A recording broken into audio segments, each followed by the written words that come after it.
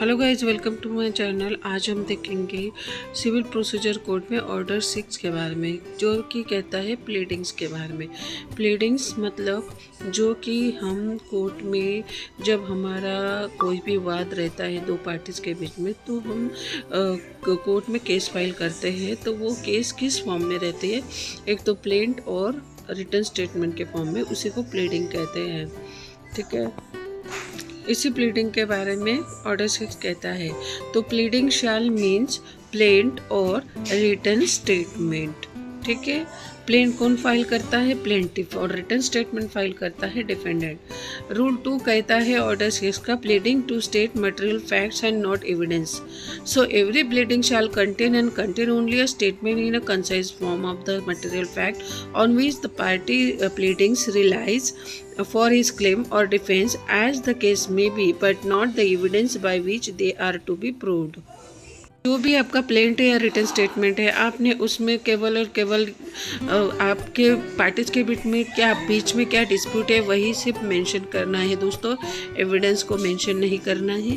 ठीक है, every pleading shall when necessary be divided into paragraph number consecutively, each allegation being so far as is convenient contained in a separate paragraph। Dates and number shall be expressed in a pleading in figure as well as in words। तो यहाँ पे specific बताया गया है कि आप pleading में क्या कैसे उसको राइट डाउन करेंगे। ठीक है, रूल 14 कहता है order 6 rule 14 of CPC says that pleading to be signed, every pleading shall be signed by the party and his pleader. Okay, provided that where a party pleading is by reason of absence or for other good cause unable to sign the pleading, it may be signed by any person duly authorized by him to sign the same or to sue or defend on his behalf। तो यहाँ पे agent की बात की गई है। अगर plaintiff खुद नहीं आ सकता, डिफेंडेंट खुद नहीं आ सकता, तो वो किसी अपने एजेंट को भी ऑथराइज कर सकता है प्लेंट और रिटन स्टेटमेंट साइन करने के लिए। ऑर्डर 6 का रूल 14 सब ए कहता है address for service of notice. तो आपके प्लेंट में डिफेंडेंट का एड्रेस आपने ऐड करना बहुत ही ज़रूरी है, करेक्ट एड्रेस डालना ज़रूरी है। Every pleading when filed by a party shall be accompanied by a statement in the prescribed form signed as provided in Rule 14 regarding the address of the party। Such address may from time to time be changed by lodging in court form duly filled up and stating the new address of the party and accompanied by a verified petition। तो address जब हम notice करेंगे other party को, तो उसमें defendant का correct address होना बहुत ही ज़रूरी है, ताकि उसको हम नोटिस भेज सके कोर्ट के थ्रू और उसको इन्फॉर्म कर सके कि उसके अगेंस्ट में कोई सूट फाइल हुआ है।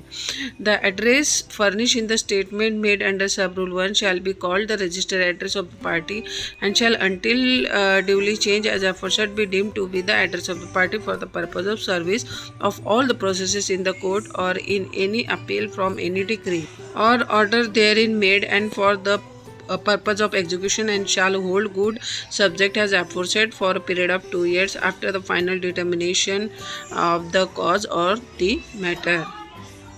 रूल 15 कहता है वेरिफिकेशन ऑफ प्लीडिंग होना चाहिए। तो save as otherwise provided by any law for the time being in force, every pleading shall be verified at the put by the party और by one of the parties pleading और by some other person proved to the satisfaction of to be acquainted with the facts of the case। The person verifying shall specify by reference to the number paragraph of the pleading what he verifies of his own knowledge and what he verifies upon information received and believed to be true।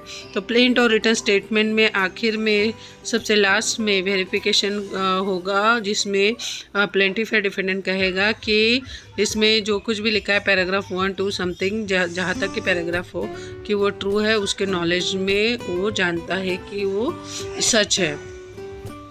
ठीक है, the verification shall be sign by the person making it and shall state the date on which and the place at which it was sign. The person verifying the pleading shall also furnish an affidavit in support of his pleading.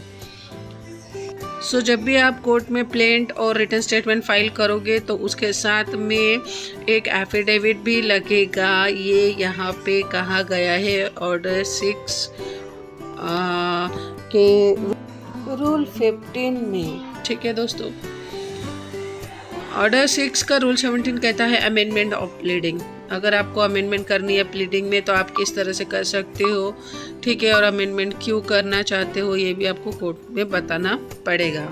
The court may at any stage of the proceeding allow either party to alter or amend his pleading in such manner and on such terms as may be just, and all such amendments shall be made as may be necessary for the purpose of determination the real question in controversy between the parties, provided that no application for amendment shall be allowed after the trial has commenced, unless the court comes to the conclusion that in spite of due diligence the party could not have raised the matter before the commencement of trial.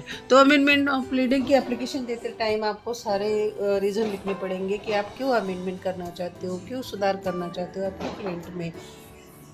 Rule 18 कहता है order 6 का failure to amend after order. अगर amendment की application allowed हुई है, court ने आपको allowed कर दिया अमेंडमेंट करने के लिए, फिर भी आप अमेंड नहीं कर रहे हो, फेलर हो रहा आपके तरफ से, तो क्या होगा।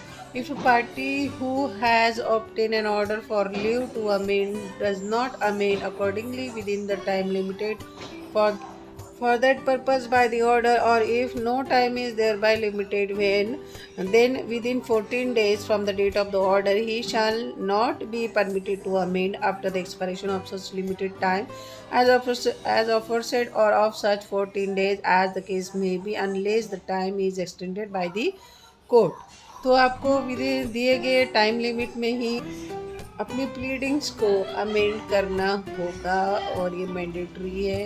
अगर नहीं किया तो आपको ऐसा करने को कोर्ट मना कर सकती है। So this is all about order 6 of CPC। I hope आपको मेरा वीडियो अच्छा लगा हो। अगर वीडियो अच्छा लगता है तो वीडियो को लाइक कीजिए, चैनल को सब्सक्राइब कीजिए। Thank you.